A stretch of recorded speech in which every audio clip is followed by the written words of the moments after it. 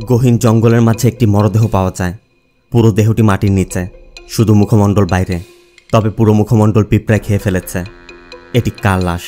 কে বা কারা, কী কারণে তাকে এভাবে যন্ত্রণা দিয়ে খুন করেছে? পুলিশের তদন্ত শুরু করলে উঠে আসা 12 বছর পূর্বের এক রহস্য, যা দেখলে আপনারও গা শিউরে উঠবে। হ্যালো ফ্রেন্ডস, দিস ইজ প্লাবন অ্যান্ড ওয়েলকাম টু প্লাবন ওয়ার্ল্ড। বলছি 2024 সালে তেলুগু ভাষায় মুক্তি পাওয়া সাসপেন্স থ্রিলার মুভি কৃষ্ণাম্মার কথা। সালটা 2015। ভারতের তেলেঙ্গানা রাজ্যের একটি গহীন জঙ্গল। জঙ্গলের মাঝে এক ব্যক্তি গর্ত খুঁড়ছে। পাশে যে বসে আছে তার নাম কোটি, আর যে ব্যক্তি গর্ত খুঁড়ছে তার নাম ভাদ্রা। ভাদ্রা অনেকক্ষণ শাবল দিয়ে মাটি খুঁড়ে শাবলটা পাশে রাখা মাত্রই কোটি উঠে শাবলটা দিয়ে যখনই মারতে যাবে, ভাদ্রা কোদাল দিয়ে বাধা দেয়। এরপর দুজনের মাঝে বেশ কিছুক্ষণ ফাইট হয়। এক পর্যায়ে ভাদ্রা কোটিকে বেহুশ করে একটি গাছের সাথে বেঁধে রাখে। এরপর এক জায়গায় আগুন জ্বালিয়ে একটি পাত্রের মধ্যে অনেকখানি গুড় জ্বালিয়ে ভাদ্রা কোটির মুখে মেরে দেয়। সিন চলে যায় ঘটনার 3 দিন পর।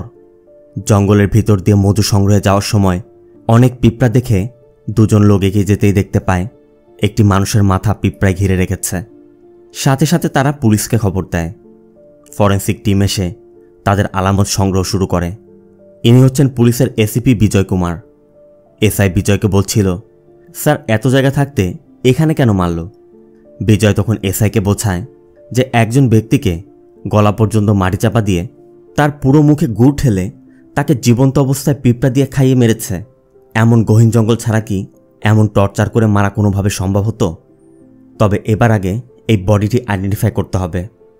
অন্য দৃশ্যে আমাদের ভাদ্রাকে দেখানো হয়। ভাদ্রা কৃষ্ণাম্মা নদীর তীরে বসে মনে মনে বলছে, আমি কে, কোথায় জন্ম, আমি কিছুই জানি না। এই নদী এবং তার তীরবর্তী বসবাসকারী সব মানুষেরই কোনো না কোনো গল্প আছে, কিন্তু আমার তেমন কোনো গল্প নেই। আমার গল্প আর শিবা ও কোটির গল্প একই। এখান থেকে সিন চলে যায় 2002-এ। শিবা, কোটি এবং ভাদ্রা এরা 3 বন্ধু। 3 জনই অনাথ, ছোটবেলা থেকেই একসাথে বড় হয়েছে। আগামীকাল ভাদ্রার জন্মদিন, কিন্তু কোটিরা আজই তাকে উইশ করে। শিবা বলছিল, গত বছর উৎসবের সময় দেবীর নেকলেসটা নদীতে পড়ে গিয়েছিল, চল না আমরা খুঁজে দেই। পাশে থেকে এক লোক হেসে বলে, পাগল নাকি, এত বড় নদীতে সামান্য নেকলেস খুঁজতে চাচ্ছ? শিবা তখন ভাদ্রাদের বলে, আমি জানি না পাবো কিনা, কিন্তু এই শীতের মধ্যে খোঁজার চেষ্টা করলে পুণ্যর কাজ। ভাদ্রা বলে, দেখ ভাই, তুই গিয়ে খোঁজ, তোর পুণ্য হবে। তবে বলতে না বলতেই শিবা পানিতে ঝাঁপ দেয় এবং কিছু সময় পরই একটা নেকলেস দেখিয়ে বলে, এই দেখ পেয়ে গেছি। আর দেখা মাত্রই ভাদ্রা এবং কোটিও ঝাঁপ দেয়। অবশ্য একটু পরই বুঝতে পারে যে শিবা নকল নেকলেস দেখিয়ে তাদের ধোঁকা দিয়েছে। এরপর তারা উপরে ওঠে। তখনই শিবা একটি পরিবারকে দেখে ভাদ্রাকে বলে, আগামী বছর এই দিনে আমাদেরও নিজেদের পরিবার বানাতে হবে, কারণ ওদের 3 জনের কেউই নেই। এটি শিবার দোকান। শিবা পোস্টার ছাপার কাজ করে। এর মধ্যে একজন এসে ভাদ্রাকে বলে, তুই এখানে? দাস ভাই তোকে কখন থেকে খুঁজছে, মার্কেটে নতুন মাল এসেছে। শোনা মাত্রই ভাদ্রা শিবার সামনে মিথ্যা অভিনয় করে বলে, আরে কাল তো উৎসব, দাস ভাই তার প্যান্ডেলের ফুল লাগানোর কথা বলেছে। এই কথা বলেই দুজন কেটে পড়ে। আর এ হচ্ছে দাস, এই ভেঞ্চিপেটটার গডফাদার। যত রকম স্মাগলিং আছে সে করে বেড়ায়। আর সকাল থেকে দুজন পুলিশ সদস্য তার জন্য বসে আছে, কারণ তার নামে 2টো মামলা এখনও পেন্ডিং। পুলিশ বলছে আপাতত দুজনকে সারেন্ডার করাতে হবে, আর এই জন্য দাস 5,000 টাকার বিনিময়ে দুজনকে 2-3 মাসের জন্য জেলে পাঠিয়ে দেয়। এর মধ্যেই ভাদ্রা এবং কোটি আসে। দাস বলে, দেখ 3 কেজি মাল এসেছে, তোদের এনে দিতে হবে। মূলত তারা গাঁজার কথা বলছে। কোটি বলছিল, গতবার মাইকেলের লোক আমাদের দেখে ফেলেছিল। ভাদ্রার কথা, ওকে আমরা ভয় পাই নাকি, যাও এনে দিব। এরপর দাসের কথা মতো ভাদ্রা এবং কোটি মাল আনতে চায়, কিন্তু ফেরার পথে মাইকেলের লোকেরা দেখে ফেলায় তাদের ধরার চেষ্টা করে। ভাদ্রা এবং কোটি খুবই কৌশলে তাদের হাত থেকে বেঁচে উল্টো মাইকেলকেই গাঁজাসহ পুলিশের কাছে ধরিয়ে দেয়। এখন ঘরে বসে ড্রিঙ্ক করছে আর বলছে কম হলেও 6 মাসের জেল হবে, মানে মাইকেলের কথা বলছে। দাস বলছে, দেখ ভাদ্রা, এসব 2-3 কেজি বাদ দে, আমরা তো পাদুরো থেকে কুইন্টাল মাল আনতে পারি। ভাদ্রাও নেশার ঘরে বলে, কিসের কুইন্টাল, টন আনবো টন। এর মধ্যে শিবা এসে পড়ায় দাস উঠে চলে যায়। এরপর শিবা জানতে চায়, তোদের এসব আর কতদিন চলবে? ভাদ্রা বলে, আমরা তো ছাড়তেই চাই। দাসই বলছে যে এই বাড়ি শেষ। যা, এরপর আর করব না। মূলত শিবা এসব পছন্দ করে না। সিন চলে যায় পরবর্তী দিন একটি লেডিস হোস্টেলে। এখানে আমাদের মিনা নামে একটি মেয়েকে দেখানো হয়, আর ইনি হচ্ছেন এই হোস্টেলের মালিক পার্বতী। পার্বতী হোস্টেলে এসেই দেখে তার স্বামী রামলাল এসে বসে আছে। মূলত রামলাল কাউন্সিলর ইলেকশনের প্রার্থিতা চায়, এজন্য পার্টির পিছে সব উড়িয়ে দিচ্ছে। কিন্তু পার্বতীর কথা, তুমি নমিনেশন পাবে না, ফালতু সব শেষ করছো। তারপরও রামলাল বলে, দেখো এমএলএ এবার কথা দিয়েছে, আমার শুধু একটি রুম দরকার, পার্টির লোকজন মাঝে মধ্যে আসবে, আর এজন্য রামলাল উপরের রুমটা আবদার করে। পার্বতীর কথা, এখানে মেয়েরা থাকে। তারপরও রামলাল বলে, ওরা তো এদিকে আসবে না, বাইরের সিঁড়ি ব্যবহার করবে। বাধ্য হয়ে পার্বতীও অনুমতি দিয়ে দেয়। এদিকে মীরা যেখানে চাকরি করে, মীরার বান্ধবী বলছিল এখনও কভার পেজ আসেনি। অন্যজন জানায় এবার আরেকজনকে অর্ডার দেওয়া হয়েছে, তার নাম শিবা। কিন্তু মীরার কথা, সময় মতো দিচ্ছে না কেন, চল তো দেখে আসি। এরপর জেসমিনকে নিয়ে মীরা শিবার দোকানে যায়। শিবা বলে, আমি আপনাদের কাজই করছি, বিকেলের মধ্যে সব দিয়ে দিব। এজন্য মিনারা চলে যায়। এদিকে দাসের কাছে নতুন অর্ডার এসেছে, তারা অ্যাডভান্সও দিয়েছে। দাস তখন ভাদ্রাকে বলে, তুই না বলেছিলি টন নিয়ে আসবি, চল না একসাথে সব নিয়ে আসি। ভাদ্রা বলে, আমি আবার এসব কথা কখন বললাম, আর দেখো শিবা এসব পছন্দ করে না। দাস বলে, তুই শিবার কথায় পড়ে আছিস? ও একটা দোকান দিয়ে ব্যবসা শুরু করে খুব পণ্ডিত হয়ে গেছে নাকি? আর ও কি তোর পরিবারের কেউ? দাস এই কথাটি বলা মাত্রই ভাদ্রা উত্তেজিত হয়ে দাসের কলার ধরে বলে, ও আমার পরিবারের থেকেও বেশি, তুমি বলে ছেড়ে দিলাম। বলেই ভাদ্রা চলে যায়। এদিকে কোটির চোখ ওই টাকার দিকে। দাসও বুঝতে পেরে কোটিকে বেশ কিছু টাকা দিয়ে ভাদ্রাকে বোঝাতে বলে যেন কাজটি করে দেয়। এদিকে ভাদ্রাও রাগ করে শিবার দোকানে এসে বসে আছে। কিছুক্ষণ পর কোটিও আসে। এদিকে বিকেলও হয়ে গেছে, তাই মিনা তাদের অর্ডার করা কভার পেজগুলো নিতে এসেছে। কিন্তু চেক করে দেখে কভার পেজের কালার ভুল, মানে উপরটা নিচে আর নিচেরটা উপরে। মূলত শিবার কর্মচারী বাবলু এই ভুলটি করেছে। কিন্তু মিনা তো রেগে ফায়ার, সে কিছুতেই মানবে না। এটা দেখে ভাদ্রা এবং কোটি এসেও মিনার সাথে কথা বলে। মূলত ভাদ্রা মিনাকে ভয় দেখাচ্ছিল, কিন্তু মিনা ভয় পাওয়ার মেয়ে না। সে এই শহরে না হলেও সে কাউকে ভয় পায় না। শেষমেশ মিনা অর্ডার ক্যান্সেল করে চলে যাচ্ছিল। তখন কোটি মিনাকে টাকা দিয়ে, মানে তাকে ঘুষ দেওয়ার চেষ্টা করে। অবশ্য মিনা কোটিকে একটা থাপ্পড় দিয়ে চলে যায়। আর এই ঘটনার জন্য পরবর্তী দিনই ভাদ্রা এবং কোটি মিনার পথ আটকে মিনার বেতনের সব টাকা নিয়ে যায়। আবার যাওয়ার সময় এক বাচ্চার খেলনাও ভেঙে রেখে যায়। কোথায় সরি বলবে, উল্টো আবার তাকে ধমক দিয়ে চলে যায়। এই মেয়েটির নাম পদ্মা। পদ্মা শুধু চুপ করে দেখে যায়। এদিকে মিনার টাকা নেয় মিনা পুলিশের কাছে গিয়েছে, কিন্তু ভাদ্রাদের ডাকলে ভাদ্রা বলে দেয় যে এমন কোনো ঘটনাই ঘটেনি, আমাকে চেক করে দেখো আমার কাছে কোনো কিছু আছে কিনা, আর কেউ কি দেখেছে। মিনার বন্ধু জেসমিনও ভয়ে বলে, আমার মনে নেই যে সকালে ওরাই ছিল কিনা। মিনাও ব্যাপারটি বুঝতে পারে, তাই শিবাকে শুধু বলে চায় একটি মেয়ের টাকা মেরে তুমি কোনোদিনও প্রতিষ্ঠিত হতে পারবে না। এই জন্য মিনা যাওয়া মাত্রই শিবা ভাদ্রার কাছে জানতে চায় টাকা কোথায়। ভাদ্রা অবশ্য প্রথমে গড়িমসি করলেও পরে বলে দেয় যে দোকানে রেখে এসেছি। এদিকে মাসের একমাত্র উপার্জনের টাকা, যা দিয়ে মিনা তার মায়ের চিকিৎসা করাবে, তা নিয়ে যাওয়ায় মিনা এখনও কাঁদছে। এর মধ্যে শিবা এসে মিনার টাকা ফিরিয়ে দেয় এবং বলে, ওরা চোর না, ওরা আমার বন্ধু। ওরা এটা করেছে কারণ ওরা ভেবেছিল তোমার জন্য আমার ব্যবসার লস হয়েছে। বলেই শিবা চলে যায়। আর রাতেই জেসমিন মিনাকে বলছিল, যাই বলিস না কেন, ওর বন্ধুরা খারাপ হলেও শিবার মনটা বেশ ভালো। এদিকে মিনারও শিবাকে মনে ধরেছে। এর পরের দিন সকালে, সকাল হতেই ভাদ্রা নাস্তা করছিল, তখন পদ্মাকেও দেখা যায়। পদ্মা মূলত বাচ্চাটাকে স্কুলে নিয়ে যাচ্ছিল। পদ্মাকে দেখে ভাদ্রা বলে, এই মেয়েকে তো আগে কখনো দেখিনি। তখন দোকানদার বলে যে এরা 1 বছর যাবৎ তোমাদের বাসার সামনের বাসায় উঠেছে, তোমাদের কি সময় আছে এদের দেখার মতো? আর এই মেয়ে কোনো সাধারণ মেয়ে না, এই মেয়ে আমাদের এলাকার সবার সাথে মেশার মতো মেয়ে না। আর ওর বাবা অনেক দামি দামি বই পড়ে। কিন্তু ভাদ্রার কথা, যত যাই হোক, ও কি মঙ্গল গ্রহ থেকে এসেছে নাকি? এদিকে সিন চলে যায় পার্টি অফিসে। এমএলএ কাউন্সিলর পদের জন্য নমিনেশন ঘোষণা করবে। এখানে মূলত 2 জন ক্যান্ডিডেট, একজন রামলাল, আরেকজন 3 বারের নির্বাচিত কাউন্সিলর। যদিও এমএলএ এবার রামলালকে কথা দিয়েছিল, তারপরও চাপে পড়ে ওই 3 বারের নির্বাচিত কাউন্সিলরকে নমিনেশন দিয়ে দেয়। এরপর এমএলএ চলে গেলে এমএলএর পিয়ে রামলালকে বলে যে আমার সাথে আসুন, আমি আপনাকে বলছি আপনার কি করতে হবে। অন্য দৃশ্যে মিনাকে দেখা যায় জেসমিনকে নিয়ে ফিল্ম দেখতে এসেছে। এমনিতে টিকিট না পেয়ে ব্ল্যাকে টিকিট কিনতে চাচ্ছিল, কিন্তু ব্ল্যাকের টিকিট বিক্রেতা ওই লোকটি মিনার সাথে মিসবিহেভ করছে। এটা দেখে শিবা এগিয়ে এসে প্রতিবাদ করে। মূলত শিবার কাছে টিকিট ছিল, তাই শিবা মিনাদেরকে ওই টিকিটগুলো দিয়ে দেয়। আর মিনারা চলে যেতেই ওই লোকগুলো ফিরে এসে শিবার মাথা ফাটিয়ে দেয়। এর মাঝে ভাদ্রা এবং কটিও এসে পড়েছে। ভাদ্রারা এসে শিবার মাথায় পট্টি দেখে কারণ জানতে চাইলে শিবা বলে, কিছুই না, মাথা ব্যথা করছে, এই জন্য লাগিয়েছি। অবশ্য এরপরই রক্ত দেখা মাত্র ভাদ্রা কারণ জানতে চায়। শিবা বলে, ও কিছু না রে, দেয়ালে ধাক্কা পেয়েছি। ভাদ্রাও তখন দেয়ালে মাথা ঘুরে বলে, কই আমার তো রক্ত এলো না। তখন ওই লোকগুলো এগিয়ে এসে বলে দেয় যে তারা শিবার মাথা ফাটিয়েছে। এজন্য ভাদ্রা উত্তেজিত হয়ে একে একে সবাইকে মেরে বুঝিয়ে দেয় যে তার বন্ধুর গায়ে হাত তোলার শাস্তি কি হতে পারে। এর মাঝে একদিন মিনা নতুন কিছু অর্ডার নিয়ে শিবার দোকানে আসে। শিবা বুঝতে পারছে মিনা তাকে পছন্দ করছে। এরপর একদিন দুদিন শুরু হয় দুজনের প্রেমের গল্প। এখানে সেখানে দেখা, ফোনে কথা বলা। অন্যদিকে ভাদ্রার এবং পদ্মারও অনেকটা এগিয়ে যাচ্ছে। তাদের মাঝেও ভালোবাসা উকি দিয়েছে। দুই দিকে দুই জোড়ার ভালোবাসা বেশ ভালোই চলছে। পদ্মার বাবাও অবশ্য বিষয়টা নোটিস করছে। হঠাৎই এর মাঝে এক রাতে ভাদ্রা এবং কোটিকে পুলিশ তুলে নিয়ে যায়। তবে শুধু তাদেরই নয়, এই ভিঞ্চিপেট্টার প্রায় সকল স্মাগলারকে এখানে ধরে আনা হয়েছে। মূলত নতুন এসিপি এসেছে, তাই সবাইকে একত্র করা হয়েছে। আর ইনি হচ্ছেন নতুন এসিপি শঙ্কর। শঙ্কর এসেই প্রথমে অন্য পুলিশদেরকে ধমকে বলে যে এদের চা খাইয়েছ, আগে চা খাওয়াও।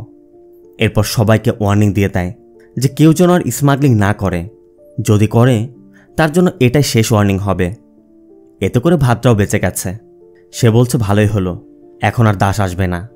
তবে পরদিন সকালেই ভাদ্রা যখন কোথাও যাচ্ছিল, তখনই পদ্মার বাবা ভাদ্রাকে তাদের বাড়িতে ডেকে নিয়ে যায় এবং তার বড় মেয়ের ছবি দেখিয়ে বলে, এটা আমার বড় মেয়ে, আর এই বাচ্চাটিও ওরই। ভালো চাকরি পেয়ে ভালোবেসে বিয়ে করেছিল। যাকে পছন্দ করেছিল যাচাই করার আগে সব হয়ে যায়। আর আমি আমার মেয়ে আর মেয়ে জামাইকে হারাই। এখন আমি চাচ্ছি না আমার ছোট মেয়ের বেলাতেও এমনটা হোক। তাই আমি তোমার কাছে জানতে চাচ্ছি, তোমার পরিবার কোথায়, তুমি কি করো, কে কে আছে তোমার?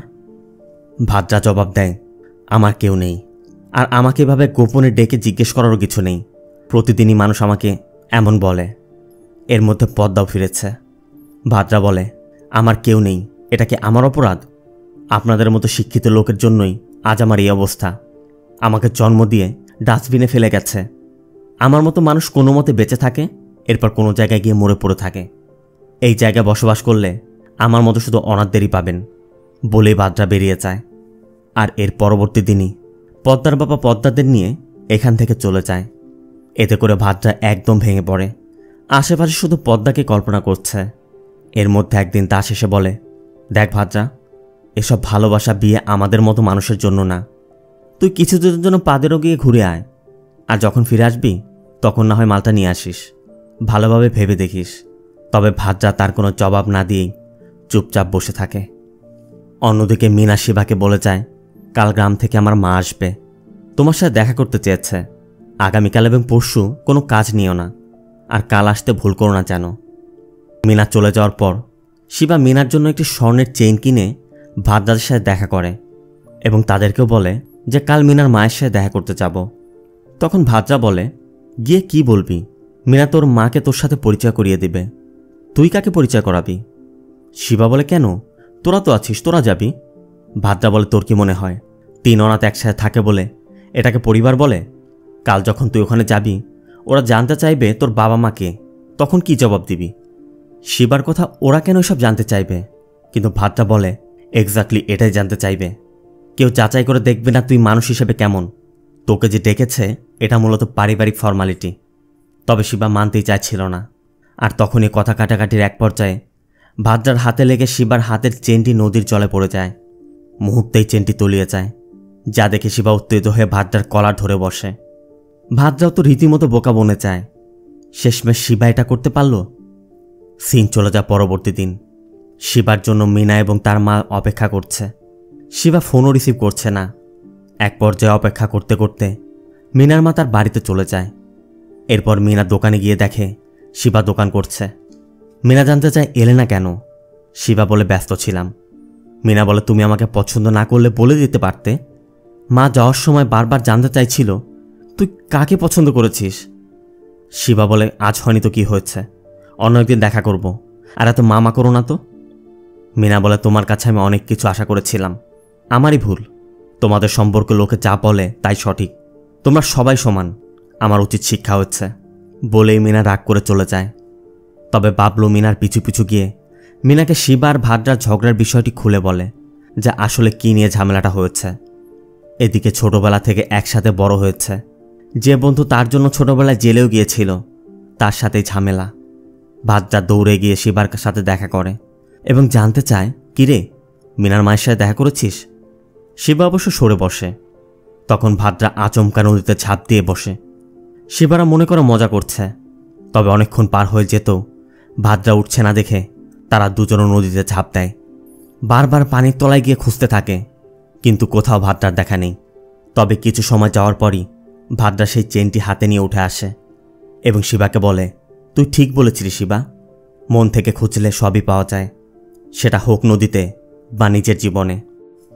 এদিকে বাবলুর মুখে সব জানার পর মিনা শিবাদের বাসায় আসে এবং আসা মাত্রই ভাদ্রার হাতে একটি রাখি বেঁধে ভাদ্রাকে বলে, দাদা এখন থেকে কেউ জিজ্ঞেস করলে বলে দিবে তোমার পরিবার আছে, তোমার মা এবং একটি ছোট্ট বোন আছে। এটা শোনার পর ভাদ্রার আনন্দের কোনো শেষ নেই। সে পাগলের মতো শুরু করে, কেউ তাকে পরিবার বানিয়েছে, সে তার ছোট বোনকে কী দিবে বুঝে উঠতে পারছে না। ভাদ্রা এখান থেকে ওখান থেকে টাকা নিয়ে মিনাকে দিতে শুরু করে। জীবনে প্রথমবার ভাদ্রার মনে হচ্ছে তারও পরিবার আছে, আর মিনাই তা পূর্ণ করেছে। ভাদ্রা মিনার মায়ের সাথেও কথা বলে। মিনা আসার পর ভাদ্রা এবং কোটি সকল অপকর্ম ছেড়ে দিয়ে অটো চালাতে শুরু করে। এদিকে মিনা ও পদ্মার কথা জানতে পেরে মিনা গোপনে পদ্মার বাবার সাথে দেখা করে এবং তাকে অনুরোধ করে বলে যে ভাদ্রা এখন পরিবর্তন হয়ে গেছে। অবশ্য পদ্মার বাবা বলে, আমি ভেবে দেখব। আর ওই দিনই মিনা ফেরার সময় মিনার কাছে হসপিটাল থেকে কল আসে। জানা যায় মিনার মা খুবই অসুস্থ, হসপিটালে ভর্তি। শোনা মাত্র সবাই মিনাদের বাড়িতে যায়। এরপর মিনার মাকে হসপিটাল থেকে বাড়িতে আনা হয়।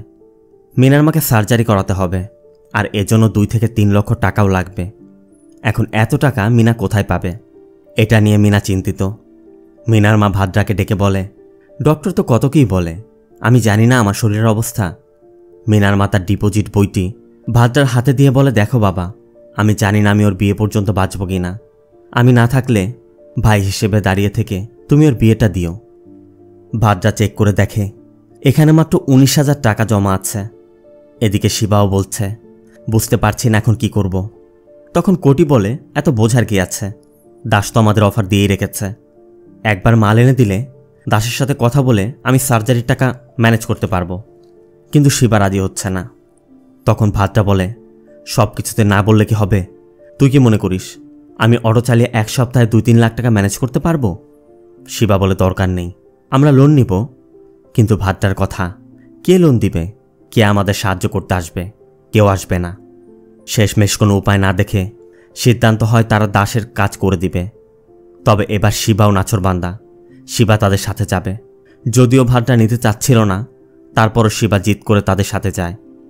তারা 3 জন মিলে কয়েক বস্তা গাঁজা এনে একটি অটোতে রাখে। এরপর ফুলের ঝুড়ি দিয়ে ঢেকে তারা নিয়ে আসছিল। তখনই মাইকেলের লোকেরা দেখে ফেলে। ওই যে মাইকেল ভাদ্রার জন্য 6 মাস জেল খেটেছিল, সেই মাইকেল খোঁজ পেয়ে তার এলাকা ক্রস করার সময় লোকজন নিয়ে তাদের পথ আটকে দেয়। অবশ্য ভাদ্রা অনেকভাবে বোঝানোর চেষ্টা করে যে দেখ ভাই, তোর সাথে শত্রুতা আছে ভালো কথা, তুই আগামীকাল আমার শত্রুতা মেটাস, আজকে যেতে দে। কিন্তু মাইকেল ছাড়বে না। প্রথমে মাইকেল ভাদ্রাকে দিয়ে তার পা ধরায়। ভাদ্রা তাও মেনে নেয়, কিন্তু তারপরও মাইকেল বলে, শুনলাম তুই বোন বানিয়েছিস, তোর বোনকে 2 দিনের জন্য দিয়ে যা, তাহলে যেতে দিব। আর এটা শোনার পরই ভাদ্রার মাথা গরম হয়ে যায়। সে সবাইকে বেড়াতে থাকে। আর তখনই রাস্তার মধ্যে মারামারি করার সময় পুলিশের টহল টিম এসে তাদের 3 জনকে ধরে নিয়ে যায়। তবে পুলিশ এখনও জানে না তাদের অটোতে ফুল না, ফুলের নিচে গাঁজার বস্তাও আছে। ভাদ্রা শুধু অটোর দিকে তাকাচ্ছে আর বলছে, স্যার আমরা নির্দোষ, আমাদের ছেড়ে দিন। এখান থেকে সিন প্রেজেন্টে, সাল 2015। এসআই বিজয়ের কাছে এসে বলে, স্যার এসপি অফিসে একটা রিপোর্ট পাঠাতে হবে, বিজয় জানতে চায় কি লিখবে। এসআই বলে, স্যার লিখব যে দুজন ব্যক্তি কোনো কারণে জঙ্গলে গিয়েছিল, হঠাৎ তাদের মধ্যে ফাইট হয়, একজন আরেকজনকে মেরে পুঁতে রেখে চলে যায়।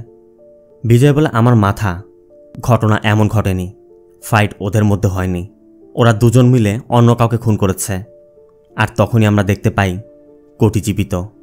ভাদ্রা এবং কোটি টং দোকানে বসে চা খাচ্ছে আর সামনে এক কোনো ব্যক্তির দিক উপর নজর রাখছে। এদিকে এসআই বিজয়কে বলছে, কিন্তু স্যার ফরেন্সিক রিপোর্ট তো বলছে যে ওখানে শুধু দুজন ব্যক্তির ফিঙ্গারপ্রিন্ট আর ফুটপ্রিন্ট পাওয়া গেছে, কিন্তু বিজয়ের কথা ব্লাড স্যাম্পল তো 3 জনের পাওয়া গেছে। এসআই জানতে চায় তাহলে এখন কি লিখব। বিজয় বলে, আগে তো ইনকোয়ারি করি, তারপর দেখা যাবে। তারা ফরেস্ট রেস্ট হাউসের সিসিটিভি চেক করে আর এখানে দেখতে পায় প্রতিদিন একই সময়ে ভাদ্রা এবং কোটি ওই চায়ের দোকানে বসে থাকত। এজন্য বিজয় ভাদ্রা এবং কোটির রেকর্ড বের করতে বলে, আর রেকর্ড বের করতেই একটি কেস ফাইল সামনে আসে। বিজয় ওই ফাইলটি নিয়ে একটি মাটির পাত্রের দোকানে যায়, যেটি মূলত শিবার। আর এই শিবা সেই পুলিশ সদস্য যে ওই রাতে ভাদ্রাদের অটো চালিয়ে নিয়ে গিয়েছিল। বিজয় কেসটির কথা বলে শিবার কাছে জানতে চায় যে এই কেসের সাজা ঘোষণার পরই তুমি 25 বছর চাকরি থাকার পরও কেন তুমি স্বেচ্ছায় রিটায়ারমেন্ট নিয়ে এমন মাটির পাত্র বানাচ্ছ, আর এরা দুজন কারা, কি হয়েছিল ওই কেসে, আমাকে সত্যিটা বলো। শিবা বলে, স্যার ওই কেসে দুজন না, আমরা 3 জনকে অ্যারেস্ট করেছিলাম। এখান থেকে সিন চলে যায় 12 বছর পূর্বে। সেই রাতে ভাদ্রাদের 3 জনকে থানায় নিয়ে যাওয়া হয়। পরবর্তী দিন সকাল হতেই এসআই বিষ্ণু এসে যখন তাদের মারতে যাবে, তখন শিবা এসে বলে, স্যার আমি তদন্ত করে দেখেছি ওদের কোনো দোষ নেই, এজন্য বিষ্ণু সবাইকে ছেড়ে দিতে বলে। এজন্য ভাদ্রাদের তথ্য লেখা হচ্ছিল। তখন একজন জানতে চায় যে তোমাদের অটোতে কি আছে। ভাদ্রা বলে, স্যার ফুল। একজন বলে, শিবা 1 জুড়ি ফুল রেখে দে, পূজার কাজে লাগবে। শোনা মাত্রই ভাদ্রাদের পিলে চমকে ওঠে। শিবা তখন ফুল আনতে যাচ্ছে, আর শিবা যখন ফুলের ঝুড়ি তুলতে যাবে তখনই গাজার গন্ধ পেয়ে শিবা চিৎকার করে জানিয়ে দেয়, আর সাথে সাথেই ভাদ্রাদেরকে আবার অ্যারেস্ট করা হয়। সাথে দাসকেও ধরে আনা হয়। বিষ্ণু ভাদ্রাদেরকে মারধর করে বলে, এসিপি স্যার ওয়ার্নিং দেওয়ার পরও তোদের এত সাহস হলো কি করে। ভাদ্রা বলে, স্যার আমরা ভয় পাইনি সেটা না, নিরুপায় হয়ে গিয়েছি। ভাদ্রার কথা শুনে বিষ্ণু একটু গভীরভাবে চিন্তা করে। এরপর দাসকে বলে, তোর মাল তো অনেক টাকার, 2 লাখ টাকা দিয়ে মালসহ সবাই চলে যা। দাস প্রথমে রাজি হচ্ছিল না। এদিকে ভাদ্রাদের মিনার মায়ের সার্জারি করাতে হবে, এজন্য তারা দাসকে অনুরোধ করে রাজি করায়। এরপর বিষ্ণু টাকা আনতে দাসকে ছেড়ে দিলে দাস চলে যায়। এদিকে ভাদ্রারা দাসের অপেক্ষা করে যাচ্ছে। ভাদ্রা শিবার ফোন থেকে মিনাকে কল করেও বলে দেয়, আমরা টাকা জোগাড় করতে গোয়া এসেছি, 2 দিন পর ফিরে আসবো, তোমরা চিন্তা করো না। এরপর 2 দিন কেটে যায়, দাসের কোনো দেখা নেই। দেখতে দেখতে বিষ্ণু অতিষ্ঠ হয়ে একটি এফআইআর লিখে অন্যদের সাথে তাদের কোর্টে চালান করে দিচ্ছিল। তবে যখনই ভাদ্রাদেরকে জিপে তোলা হবে, বিষ্ণুর কাছে একটি কল আসে, আর কল আসা মাত্রই বিষ্ণু ভাদ্রাদের 3 জনকে অন্য একটি জিপে তোলে। এরপর কোর্টে না নিয়ে অন্য একটি বাড়িতে নিয়ে যায়। এরপর আমরা দেখতে পাই এই বাড়িটি এসিপি শঙ্করের বাড়ি। শঙ্কর ভাদ্রাদের হাতে হ্যান্ডকাপ দেখে বিষ্ণুকে চর মেরে হ্যান্ডকাপ খুলে দিতে বলে। এরপর 3 জনকে বসিয়ে দাসকে ডাকে। দাসকে দেখে তোরা অবাক। শঙ্কর বলে, আমি ওয়ার্নিং দেওয়ার পরও তোমরা এত সাহস কোথায় পেলে? ভাদ্রা বলে, স্যার সাহস না, নিরুপায় হয়ে গিয়েছিলাম, প্রয়োজনে গিয়েছিলাম। শঙ্কর বলে, তোমরা যেমন প্রয়োজনে করেছ, তেমনি তোমাদের কোর্টে না নিয়ে এখানেও একটা প্রয়োজনই আনা হয়েছে। ভাদ্রাও বুঝতে পারে যে তাদের অন্য কোনো কেসে ফাঁসানোর জন্যই আনা হয়েছে। এজন্য ভাদ্রা জানতে চাচ্ছিল কেস কি স্যার। তখনই একজনের কাছে কল আসে।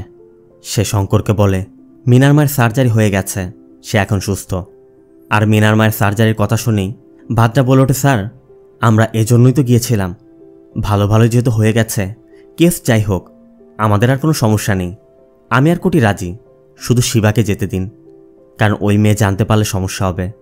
তখন দাস বলে, ভাদ্রা তোদের 3 জনকেই স্যারের দরকার। শঙ্করও বলে, তোমরা চিন্তা করো না, সিম্পল কেস, আমি মিনার সাথে কথা বলে ম্যানেজ করে নেব। এজন্য শিবাও রাজি হয়ে যায়। শঙ্কর তখন সিআই প্রভাকারকে কেসটি হ্যান্ডওভার করতে বলে। এরপর সবাইকে থানায় নিয়ে সবার ফিঙ্গারপ্রিন্ট নেওয়া হয়, সবার হেয়ার স্যাম্পল নেওয়া হয়, মানে এভিডেন্স বানানো হচ্ছে আর কি। তবে যখনই তারা কেসের কথা জানতে চায়, তাদের শুধু বলা হয় সিম্পল কেস, একদিন পরই জানতে পারবে। একজন লয়ার এসেও তাদেরকে ভালোভাবে শিখিয়ে দেয় যে জাজের সামনে তাদেরকে কি করতে হবে। এরপর সকল প্রস্তুতি শেষ করে ভাদ্রাদেরকে কোর্টে নিয়ে যাওয়া হয়। এদিকে কেসটি এমন সেন্সেশনাল যে কোর্টের বাইরে মিডিয়া ভিড় করে আছে, অথচ আসামিরাই জানে না কোন কেসে তাদের আনা হয়েছে। কোর্টে তুললে জাজ প্রথমেই জানতে চায়, তোমরা কি স্যারেন্ডার করেছ না পুলিশ ধরেছে? লয়ার উত্তর দেয়, পুলিশ ওদেরকে অ্যারেস্ট করেছে। জাজ আবার জানতে চায়, তোমাদের পরিবারকে কি জানানো হয়েছে? এবারও লয়ার জানায়, ওরা অনাথ। জাজ আবারও জানতে চায়, তোমাদের বিরুদ্ধে যে অভিযোগপত্র দাখিল করা হয়েছে তা কি তোমাদের পড়ে শোনানো হয়েছে? ভাদ্রারা চুপ করেছিল। তখন লয়ার আবারও বলে, স্যার জানানো হয়েছে।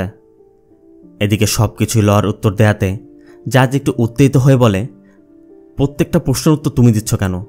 আমি ওদের থেকে শুনতে চাই। এই জন্য লয়ার চুপ হয়ে বসে পড়ে।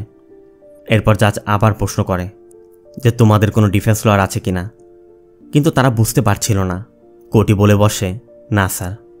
আর এই জন্য জাজ রামমূর্তিকে ভাদ্রাদের ডিফেন্স লয়ার নিযুক্ত করে এবং তাদেরকে 7 দিনের পুলিশ রিমান্ডে দেয়। এতে করে শঙ্কররা তো রেগে আগুন। এজন্য শঙ্কর বলে দেয়, আর কোনো কনফিউশন যেন না থাকে, আর মিডিয়ার থেকে দূরে থাকো।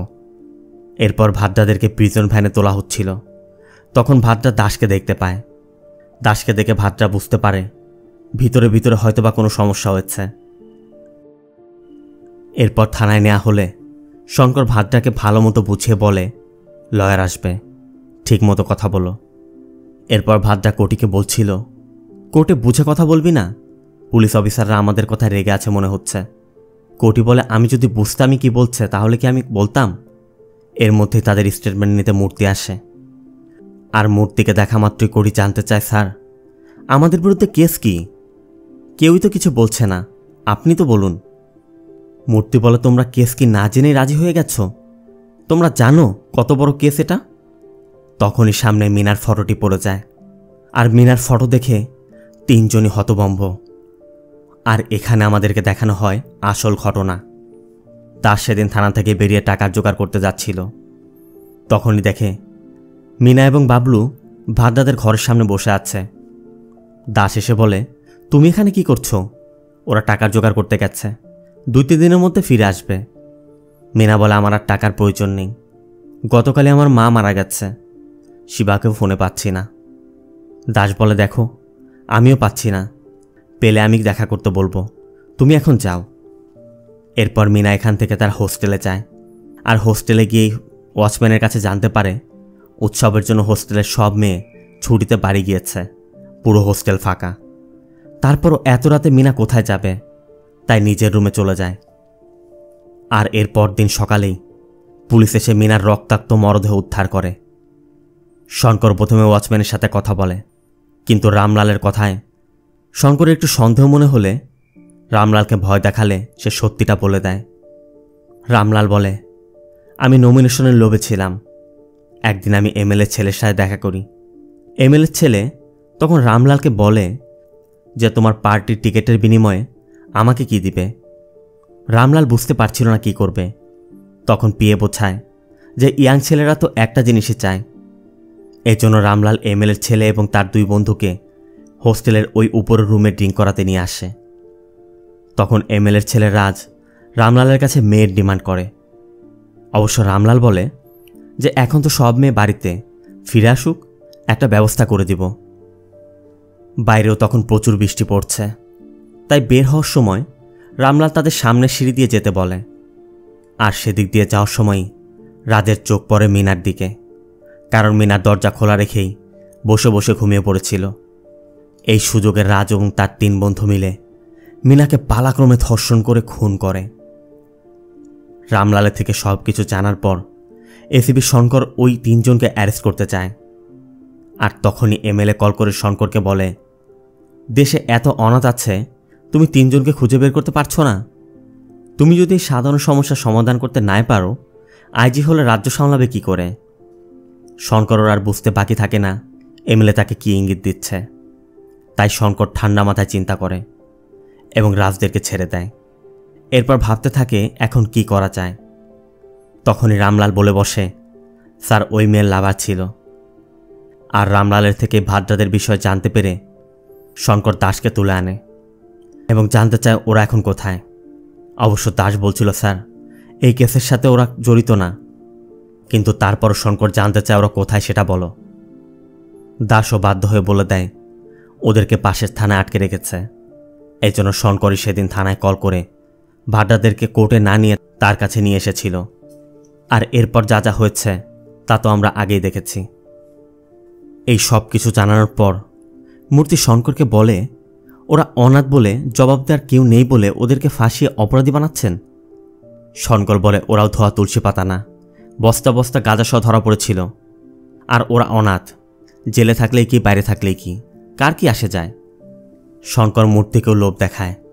একসময় মূর্তিও শঙ্করের প্রপোজালে রাজি হয়ে যায়, কিন্তু মূর্তির কথা সব কিছু জানার পর কি ওরা এখন স্বীকার করবে? অবশ্য এই দায়িত্ব শঙ্করের। শুরু হয় 3 জনের ওপর অমানবিক অত্যাচার। রাত দিন 24 ঘন্টা পালাক্রমে টর্চার চালানো হয়। এরপর শঙ্কর ভাদ্রাদের সাথে দেখা করে বলে, দেখো ভাই, ভুল সবারই হয়, যা হয়েছে হয়ে গেছে। যদি তোমরা কোর্টে স্বীকার করে নাও তোমরাই করেছ, তোমাদের বয়স কত? 28-29? কোর্ট সর্বোচ্চ 7-8 বছর, নয়তো 10 বছরই সাজা দিবে। এরপর যখন তোমরা বের হবে আমি তোমাদের এক একজনকে 25 লাখ করে টাকা দিব। তখন ইচ্ছামতো কোনো মেয়েকে নিয়ে সুখে শান্তিতে বসবাস করতে পারবে। শঙ্কর সামনে খাবারের প্লেট রেখে বলে, দেখো, হোস্টেলে থাকা মেয়েরা এত ভালো হয় না। আমরা খোঁজ নিয়ে জানতে পেরেছি মিনার জন্য এটা নতুন না, আরও কয়েকবার এমন ঘটনা ঘটিয়েছে। আর এটা শোনার পরই ভাদ্রা শঙ্করকে খাবারের প্লেটের মধ্যে চেপে ধরে, যে জন্য টর্চারের মাত্রা আরও বাড়ানো হয়। মারতে মারতে তাদের পায়ের পাতা ফাটিয়ে মরিচের গুঁড়ো লাগিয়ে দেয়া হয়। কিন্তু যত টর্চারই করছে না কেন কেউই স্বীকার করতে রাজি হচ্ছে না। এরপর টর্চারের জন্য স্পেশাল টিমও আনা হয়, তারাও এসে ব্যর্থ হয়। শঙ্কর তখন 3 জনকে 3 জায়গায় রেখে তাদেরকে বোকা বানাতে ভাদ্রাকে বলে, আরে ওর বয়ফ্রেন্ড রাজি হচ্ছে আর তোর সমস্যা কোথায়? কিন্তু ভাদ্রা শুধু বলে, তুই ওদের 3 দিন যাবৎ জানিস, আর আমি ওদের ছোটবেলা থেকে জানি। কোনো কিছুতেই শঙ্কর রাজি করাতে পারছিল না। এজন্য শঙ্কর অন্য উপায় অবলম্বন করে। শঙ্কর একটি জায়গার কথা বলে এবং বলে আগামীকাল রাত 12টার পর ওই জায়গা পুরো খালি করাতে হবে। কথা মতো ওই জায়গাটি পুরো খালি করানো হয় এবং রাত 12টা বাজতেই ভাদ্রাদের 3 জনকেই ওই স্থানে নিয়ে যাওয়া হয়। এরপর শঙ্কর শিবার মাথায় গান পয়েন্ট করে স্বীকার করে নিতে বলে, কিন্তু শিবা উত্তেজিত হয়ে থুথু ফেলায়। শঙ্কর আচমকা শিবার মাথায় শ্যুট করে দেয়, আর চোখের সামনেই শিবার নিস্তব্ধ মরদেহটি পড়ে থাকতে দেখে ভাদ্রা এবং কোটিও একদম স্তব্ধ হয়ে গেছে। এটা কি হলো? এরপর শঙ্কর কোটির মাথায় গান ধরে বলছিল, স্বীকার করবি না মরবি। তখন অনেক ভেবেচিন্তে কোটিকে বাঁচাতে ভাদ্রা স্বীকার করতে রাজি হয়। এরপর কোর্টের সকল সাক্ষ্য প্রমাণ শেষে ভাদ্রা এবং কোটির 12 বছরের কারাদণ্ড হয়। ভাদ্রা স্বীকার করে নিয়েছে ঠিকই, কিন্তু শিবার হত্যা সে কোনোভাবেই মেনে নিতে পারছে না। কারাগারে গিয়ে ভাদ্রা একটি আম গাছ রোপণ করে এবং প্রতিদিন সেটি পরিচর্যা করতে থাকে। এদিকে দাসকে টাকা দিতে হবে দেখে শঙ্কর দাসকে মেরে ডোবায় ফেলে দেয়। আর এদিকে কারাগারে ভাদ্রাকে চুপচাপ দেখে কোটি বলছিল, তুই চুপচাপ কিভাবে থাকতে পারিস? যে মারা গেছে আমাদের শিবা, তুই কিভাবে স্বাভাবিক আছিস? তবে ভাদ্রা কোনো জবাব দিচ্ছে না। ভাদ্রা শুধু মনের মধ্যে রাগ পুষে রেখে যাচ্ছে। দিন পার হচ্ছে, গাছটাও বড় হচ্ছে। এরপর 12 বছর পার হয়ে যায়। ভাদ্রাদের জেল থেকে বের হওয়ার সময় এসে গেছে।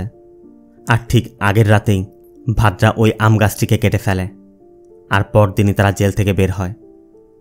এখান থেকে সিন প্রেজেন্টে।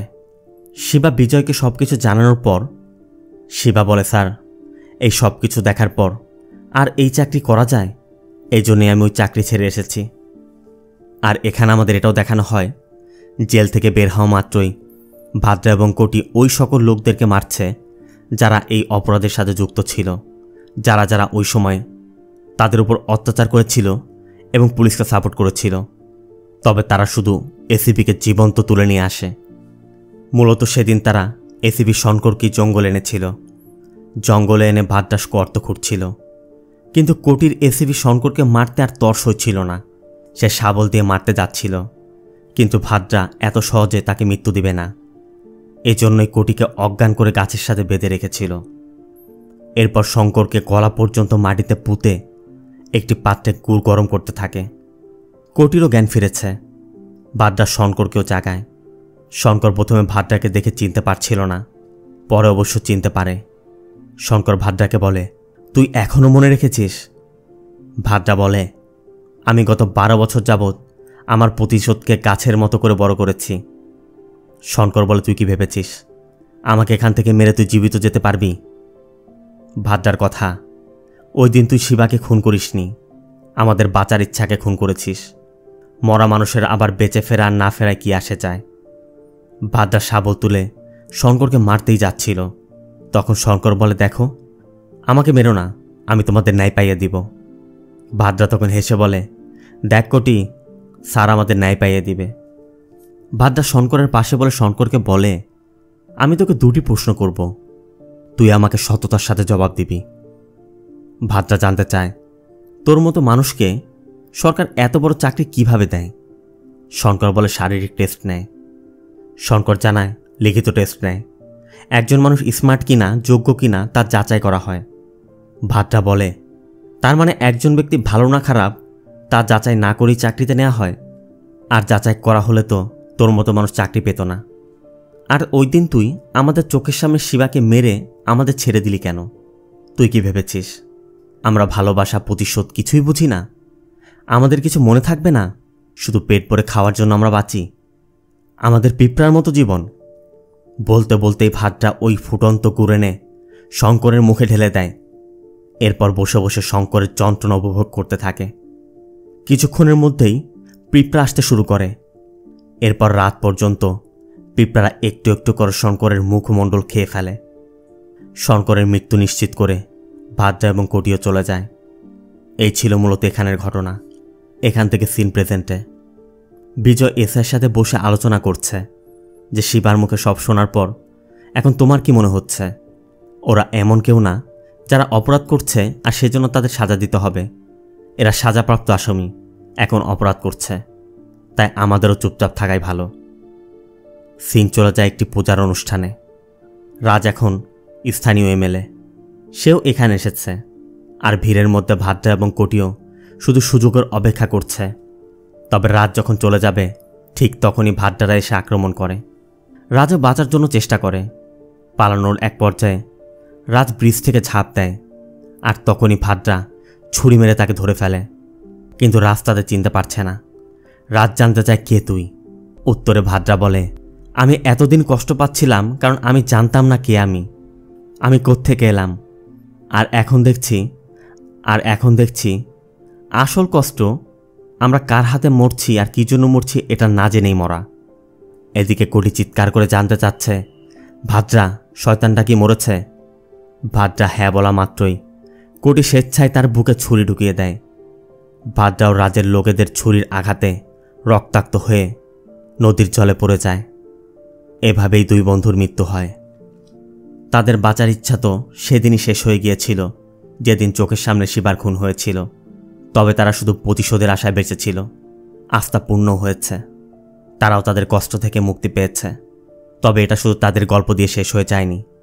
এমন ভাদ্রাদের গল্প অনেক আছে, আর এরকম ঘটনা হরহামেশাই ঘটছে। জানি না আমরা এইসব ঘটনা থেকে কবে মুক্তি পাব, কবে দেশের আইন দুর্নীতিমুক্ত হবে। মুভিটি কেমন লাগলো কমেন্টে জানাবেন। ভিডিওটি ভালো লাগলে ভিডিওতে লাইক দিয়ে চ্যানেলটিকে সাবস্ক্রাইব করতে একদম ভুল করবেন না। দেখা হবে অন্য কোনো মুভি বা সিরিজের এক্সপ্লেনেশন ভিডিওতে। ততক্ষণ সব ভালো থাকবেন, সুস্থ থাকবেন। আল্লাহ হাফেজ।